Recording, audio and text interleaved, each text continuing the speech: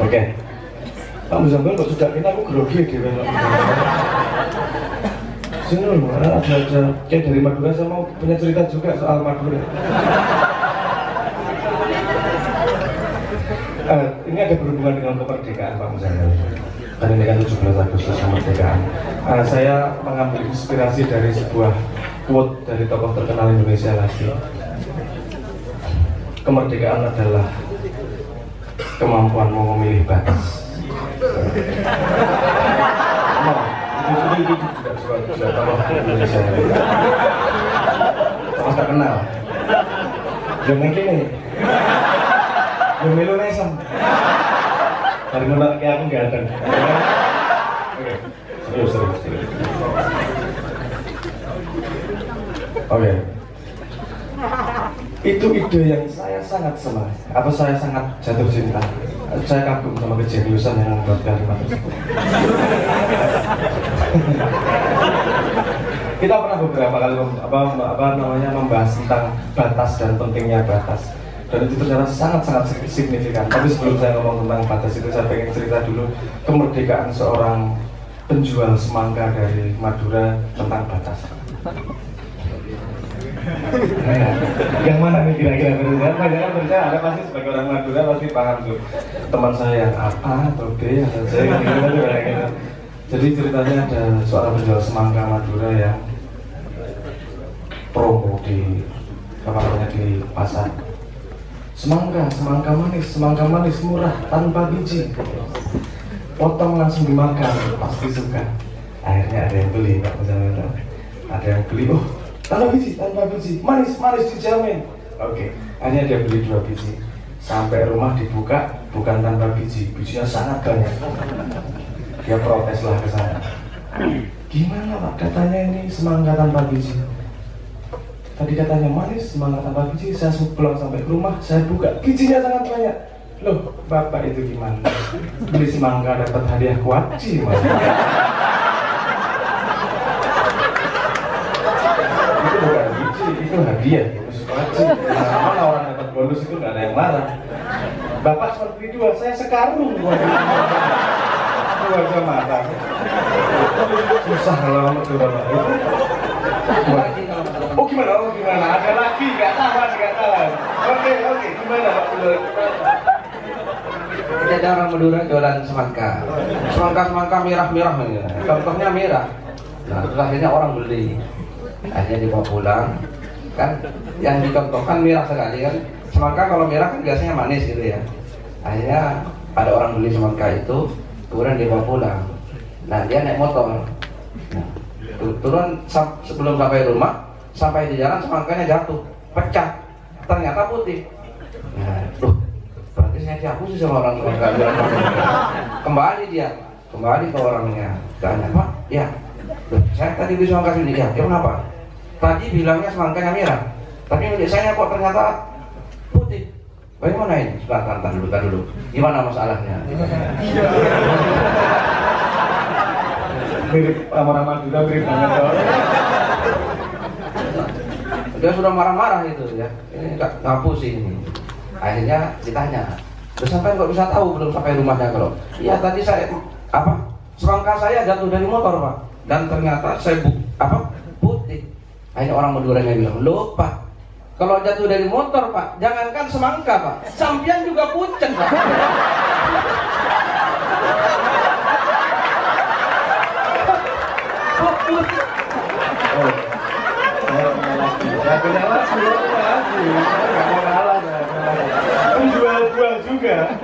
Jual buah juga. Dia orangnya suka bercanda, dia menghadapi maut dan menghadapi kengerian itu dengan ketawa-tawa. Saat ada di sebelah stasiun kereta api, itu saking banyaknya orang jualan buah, sampai di akhirnya kesel. Gimana caranya agar orang nggak jual di situ, masih ada orang jualan. Akhirnya mereka bikin peraturan yang mengerikan, Pak. Ketahuan kamu jualan di sini, apapun yang kamu jual dimasukin pantatnya ada 3 biji. Wah, ngeri tuh. Ada yang ketangkep orang jualan duku, Pak. Yang pertama dimasukin dia, belum. Yang kedua dimasukin dia teriak sampai nangis. Yang ketika dimasukin tertawa dia, wah, bingung ketawa, itu ada tukang durian ketawa.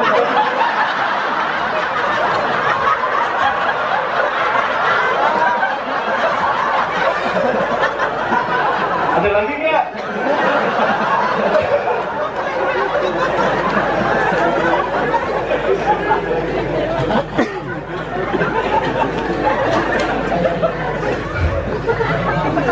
Walah, kebanyakan aneh. Itulah maknya dari pantat dan tubuh bisa menjadi sebuah ilmu. Serius. Ada pelajaran yang bisa dipetik itu tadi. Betapa merdekanya. Itu kan kalau kita dulu ngomong tentang sudut pandang, cara pandang, jarak pandang, resolusi pandang. Itu betapa pandai orang Madura main di situ. Ada apa namanya? Semangka jatuh, pucat.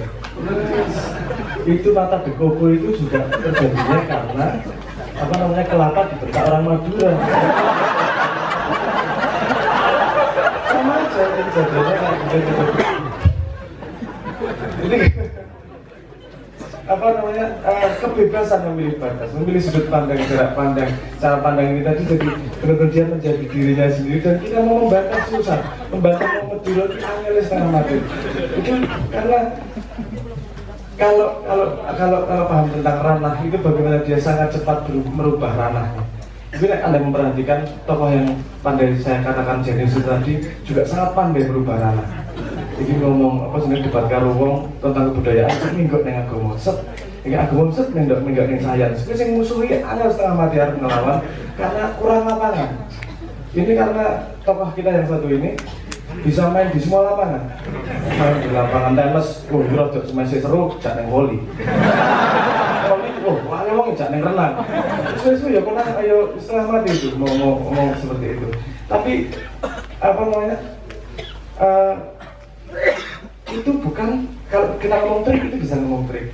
Tapi kalau kita mau ngomong lebih dalam lagi itu sebenarnya kemampuan eagle view, apa ya bahasa Indonesia?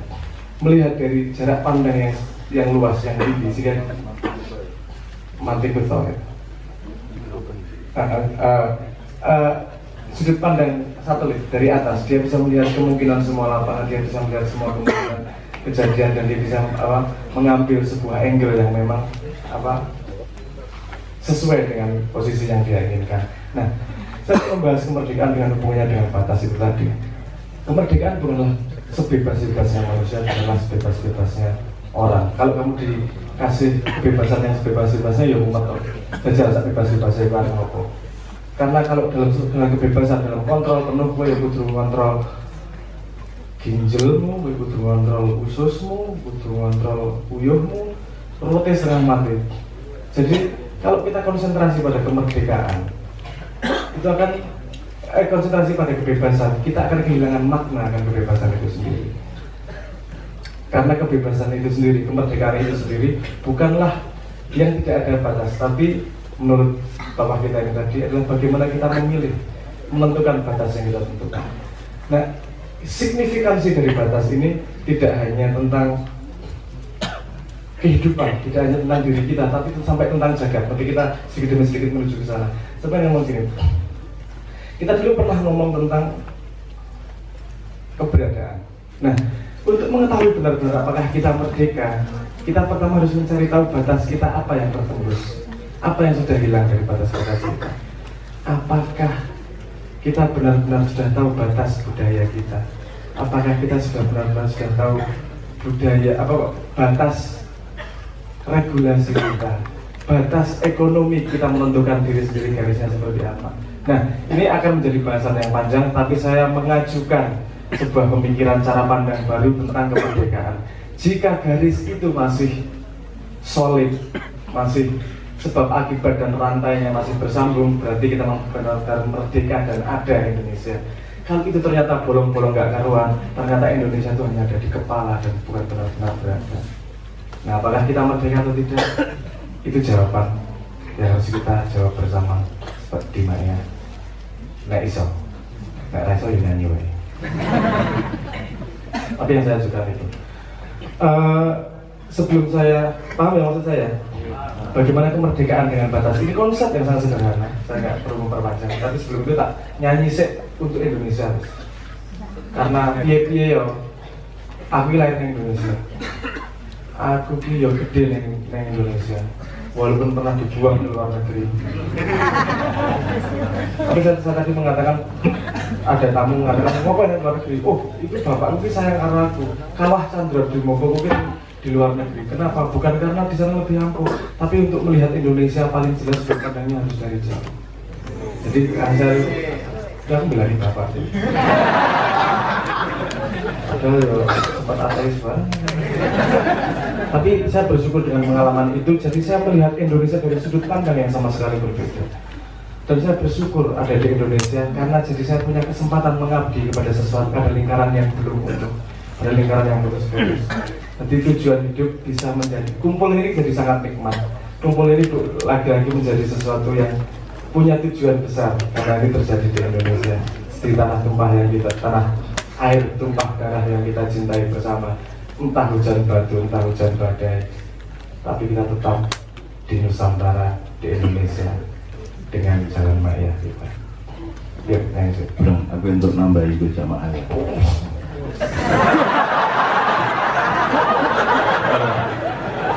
Ini soal kemerdekaan dan batas itu ngerti bedanya Indonesia sama Madura.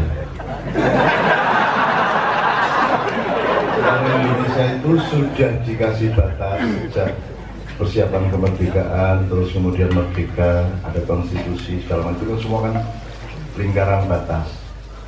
Indonesia itu sudah diberi batas malah dilanggar dan tidak bisa mempertahankan batasnya itu kembali.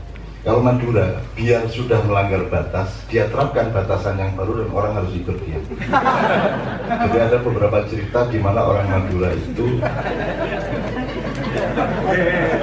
orang yang paling ahli melanggar batas, tapi dia mampu menyeret orang yang berurusan dengan dia untuk memakai batasan baru yang dibikin orang Madura.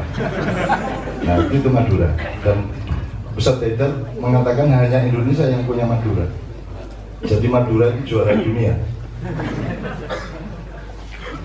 Jadi orang Madura ditangkap oleh polisi laut Malaysia, gitu? Karena dia mencari ikan sampai melanggar batas teritorial lautan. Begitu ditangkap, dia marah. Loh, kenapa sih ditangkap? Loh, bapak melanggar batas laut. Loh, saya tidak melanggar apa-apa. Saya dari Madura tadi ngejar mujair.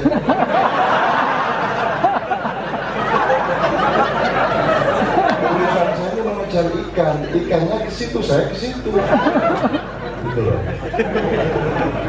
Ikannya ikan Madura.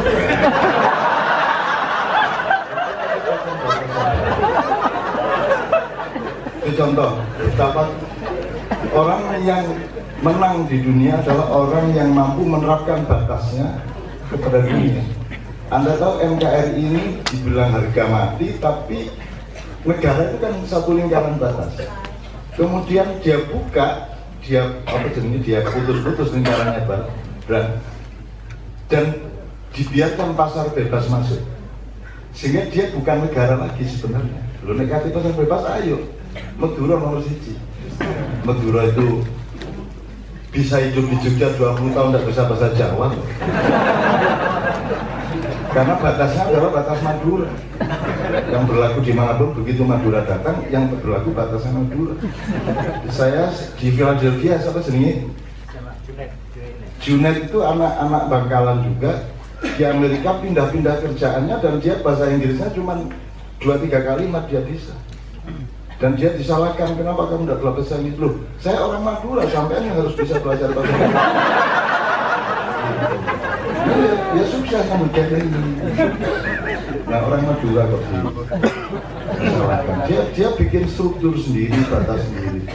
Ada orang Madura di zaman 65 PKI di Solo, Anda sudah pernah dengar ya sebagian, di Solo jam malam jam 10 udah tidak boleh keluar rumah, tapi ini tukang sate tetap aja ditangkap sama polisi, tidak boleh sampai malam-malam. Loh, saya Ansor, Pak. Loh, hubungannya apa sama Ansor? Loh, saya Ansor, boleh saya.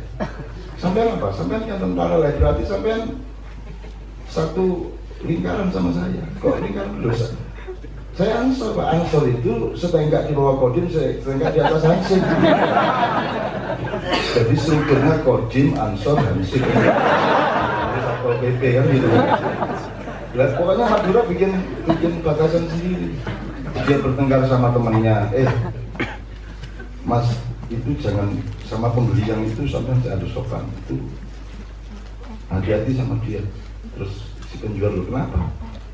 Lu dia kakakku.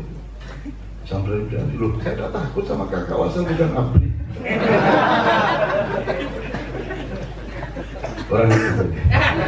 Saya nggak takut sama kakak asal bukan abri, angel tapi asal bukan TNI saya gitu. Saya nggak takut sama Kopassus asal bukan TNI. Madura saya kira kalau presidennya orang Madura itu saya kira luar negeri nggak bisa ngapusi lagi, pasti menciptakan batasan-batasan baru. Ditangkap KPK karena gratifikasi, ya, jelas ini ya.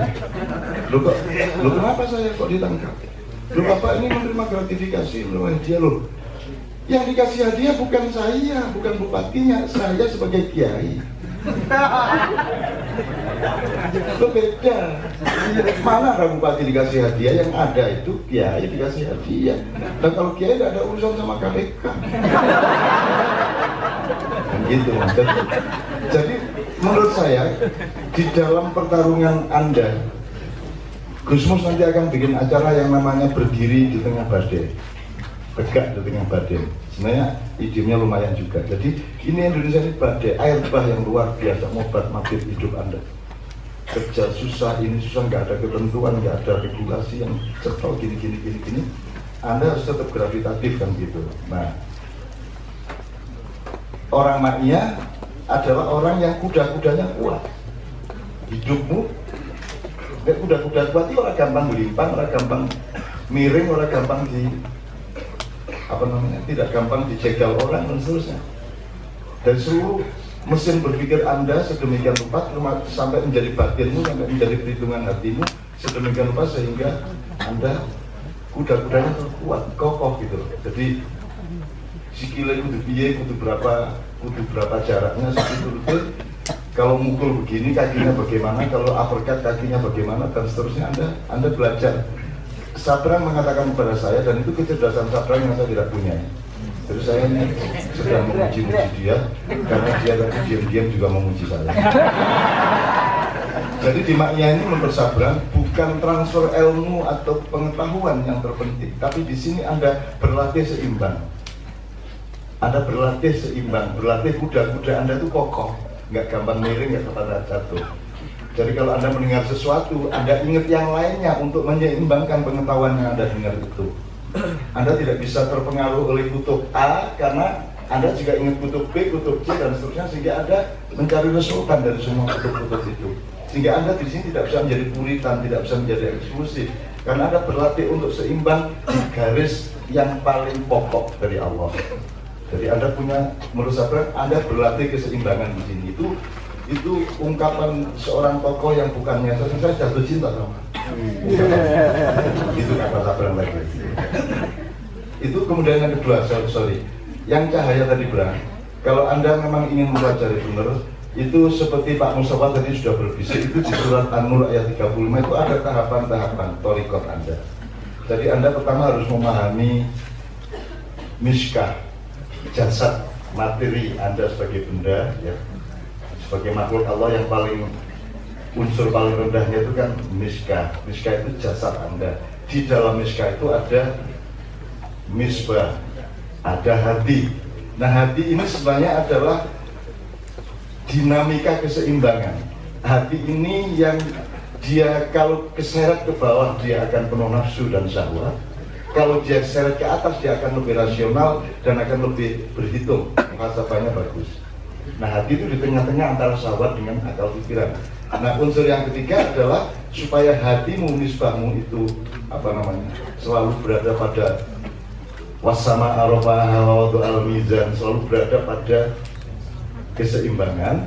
Maka Anda juga harus mengenali tahap berikutnya, yaitu zujajah. Zujajah itu batasan, helm dari helmi. Helmku, Helmi,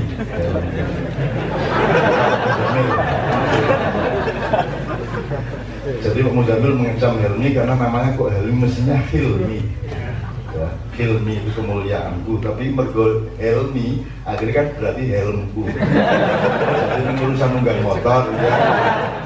Itu kata Pak Muzamil. Nah setelah Zujajah baru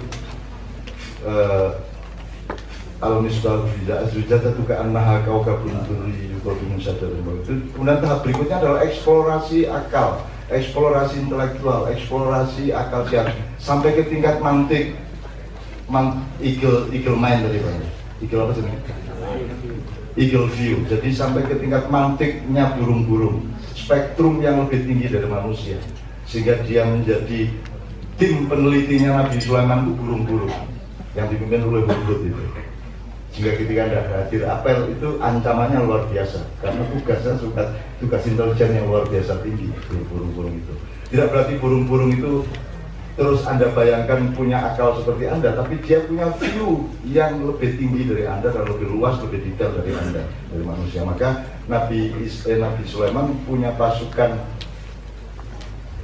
infanterinya manusia, kavalerinya dan artilerinya itu jin, kemudian pasukan intelijen dan intelektualnya itu burung.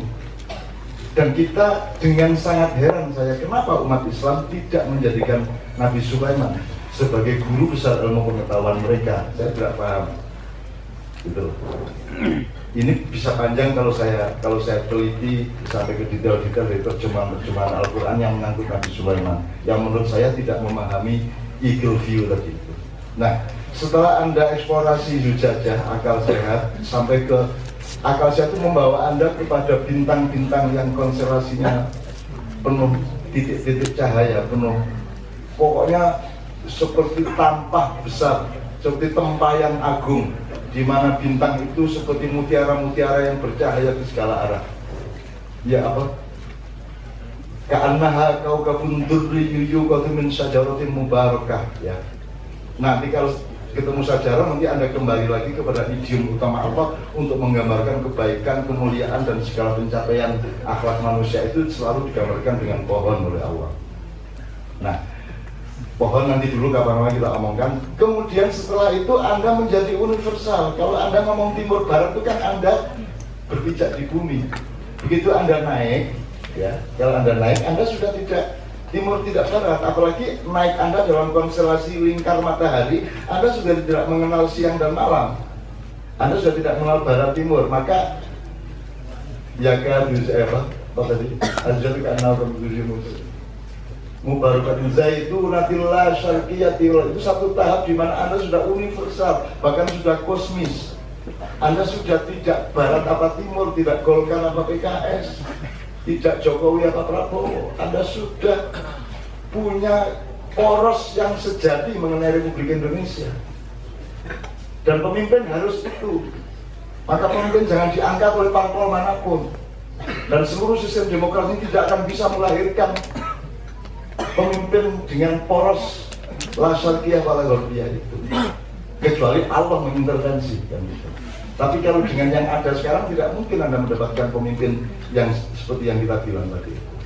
Nah, kalau Anda sudah sampai ke eksplorasi bintang-bintang, kemudian tidak timur, tidak barat, Anda akan sampai ke S3-nya rohani manusia. Ya kan zaitu hayudi walau lam tamsasuna, yang sebelum saya bilang. Kalau ombak dia membutuhkan air, kalau listrik dia membutuhkan penghantar, yang begitu kan? Tapi kalau cahaya, dia sendiri adalah ya dia sendiri, dia tidak pakai wasilah lagi. Dia adalah sebab dari akibatnya sendiri dan akibat dari sebabnya sendiri. Dia adalah, makanya di situ bukan Allah mencahayai, tapi Allah adalah cahaya. Karena dia adalah sifat Allah itu sendiri. Dia sebab akibat, wal awal wal akhir, yang gitu. Nah, kalau Anda sudah sampai ke tingkat itu, sebenarnya nggak serem-serem juga. Pokoknya Anda latihan terus seperti ini, nanti Anda akan sampai kepada yang saya bilang sebut tanpa penghantar. Ya kadu zaitu hayudi walau lam tamsasuna. itu kamu bisa bikin nyala, bisa bikin cahaya tanpa kamu pakai alat. Nggak usah menyulut, kamu nggak usah nyumet kompor. Itu akan muncul cahaya, sudah akan muncul api, gitu ya. Yakadu zaituha yudhi'u walau lam tamsas nar. Meskipun dia menyala, meskipun tidak disulut oleh api. Itu idiom yang diangkat dari kebudayaan manusia sehari-hari, gitu kan. Dan disebut yakadu supaya dia relatif, dalam arti kamu harus berjuang terus, karena di situ yakadu hampir, Pak ya. Yakadu itu kan meh gitu. Manusia berada pada posisi meh, burung final kan gitu. Kalau Anda sudah mengalami lagi ora tak apa-apake kok moro-moro dhewe bocah. Ora tak apa-apake kok dadi dhewe. Aku tuh ora golek badi, aku ki mung gawe panganan sing enak, sing sehat. Akhirnya kok pembelinya kok datang berduyun-duyun. Saya nggak ada niat untuk payu atau apa. Dan itu zakat itu walau lam tamsas sunnah, meskipun tidak kamu sulut sumbunya itu dengan api apapun. Nah, Anda akan mengalami tingkat dagang seperti itu, tingkat eksistensi sosial seperti itu. Kalau Anda sudah mencapai itu baru, itu terus belum cahaya. Maka cahayanya adalah nurun ala nur. Nah, nurun ala nur ini kan dua cahaya yang sebenarnya secara grammar Anda boleh teruskan nurun ala nur, ala nur, ala nur, ala nur terus tanpa ada batasnya. Begitulah nanti keabadian kita masuki. Maka kita punya bahasa Indonesia namanya hati nurani. Nuran itu nurani, dua cahaya. Nurun ala nur. Ning kene mergo wong Jawa akhirnya diterjemahkan nurani. Nurani sapa? Debo.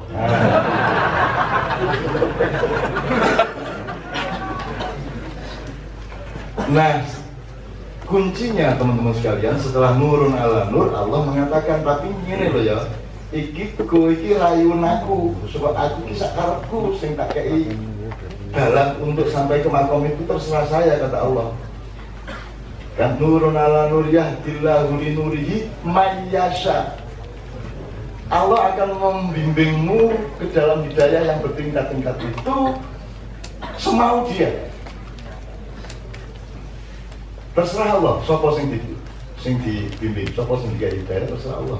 Nah, kita tidak bisa apa-apa kecuali merayu dan menunjukkan fakta-fakta takwa dan kehidupan kita, amal soleh kita, supaya Allah memilih dalam perilaku mayyasanya. Ya. Nurun ala nur yahdillahu li nuri man yasha yadribullahu al-amthal lin-nas wallahu bikulli syai'in alim. Endingnya adalah Allah Maha Tahu loh, detail dari perkembangan hatimu, ekspresimu yang kamu tampakkan, yang kamu sembunyikan, Allah Maha Tahu. Sorry berani saya nambahin untuk jamaah, karena saya sangat senang dengan lagu Sebelum Cahaya dan saya menikmatinya dengan dengan tak pamit dengan gitu. Cuma dengan bahasa yang tinggi lah ya. Orang juga pun, wih, karangan anakku ini. Dan wih kan desa gitu ya. Utama orang cak lagu Sebelum Cahaya saatnya habis tenang. Nek aku nonton desa, siapa dulu bapaknya? Aku rata ngomong itu. Gue ngerti lah, nek jari ini Sabrang ini itu kalimatnya Allah kepada Rasulullah. Oh iya toh cak, oh iya ngerti. Karang-karang gitu ya. Itu berang. Jadi jangan sama saya jangan was-was, jangan apa karena sesungguhnya wali-wali Allah itu tidak ada was-was terhadap mereka pada siapapun dan mereka tidak takut pada apapun. Menurut saya ini mergo iki isih marake wong was-was berarti kudu wali ya kan. Dan mergo aku isih suka sedih berarti aku kudu wali kan gitu. Nah, itu teorinya kan seperti itu. Jadi akhirnya wali murid ya kan. Ini ya jamin di bapak itu sing disalahke wong anak iki Melayu rono ki ya teko ki ya ora kondo, ora telepon, wis entuk asrama apa durung ki kene sing ngelacak teko. Kene sing goleki telepon nang Kang Aja iki wis teko ngendi kita yang cari. Yang bersangkutan tidak punya kesadaran informasi. Sing salah ki ya karo-karomu lah. Bahwa Kawah Candra Dreamcoat itu kan niat tulus dong, bahwa seorang anak Garuda harus dilempar ke atas gunung, ya toh, supaya paruhnya nanti dicungkil-cungkil ke batu-batu sehingga paruhnya bisa copot. Kalau dia